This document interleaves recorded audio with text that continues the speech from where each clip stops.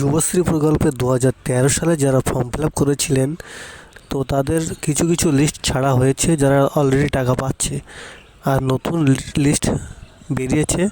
যারা নতুন লিস্টে যাদের নাম থাকবে তারাও কিন্তু 1500 টাকা করে প্রত্যেক মাসে ভাতা পাবে। তো দেখুন এই লিস্টে আপনার নাম আছে কি না।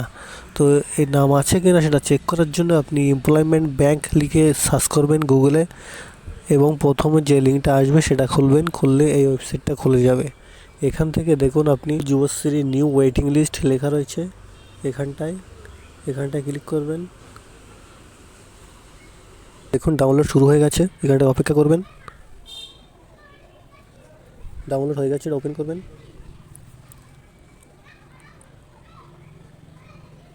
দেখুন বড় একটা লিস্ট খুলে গেছে।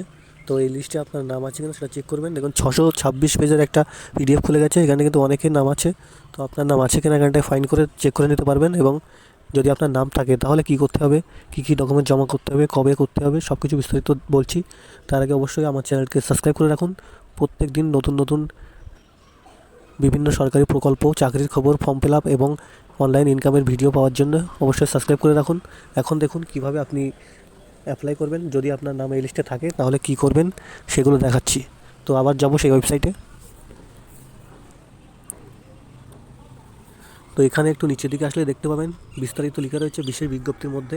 তো এখানটায় কিন্তু লেখা রয়েছে প্রথমে আপনাকে আনেক্সার 1 অনলাইনে সাবমিট করতে হবে, এবং তার থেকে যে প্রিন্ট আউটটা বেরোবে সেটা নিয়ে আনেক্সার 2 বলে একটা ফর্ম পাবেন, সেটা ডাউনলোড করে ফর্ম দুটো নিয়ে এর সঙ্গে Aadhaar card, voter card, ration card, এই সমস্ত ডকুমেন্টস নিয়ে আপনাকে 9/3/26 থেকে 13/3/26 তারিখের মধ্যে এমপ্লয়মেন্ট এক্সচেঞ্জ অফিসে যেতে হবে। এর আগে আপনি যে আইনেক্সার 1 প্রিন্ট আউট বের করেছেন সেটা নিয়ে বিডিও অফিস থেকে অ্যাটেস্টেড করে নিতে হবে গেজেটেড অফিসার দিয়ে। তারপর আপনার সমস্ত ডকুমেন্টসগুলো নিয়ে এমপ্লয়মেন্ট ব্যাংক অফিসে যেতে হবে, গিয়ে সাবমিট করতে হবে।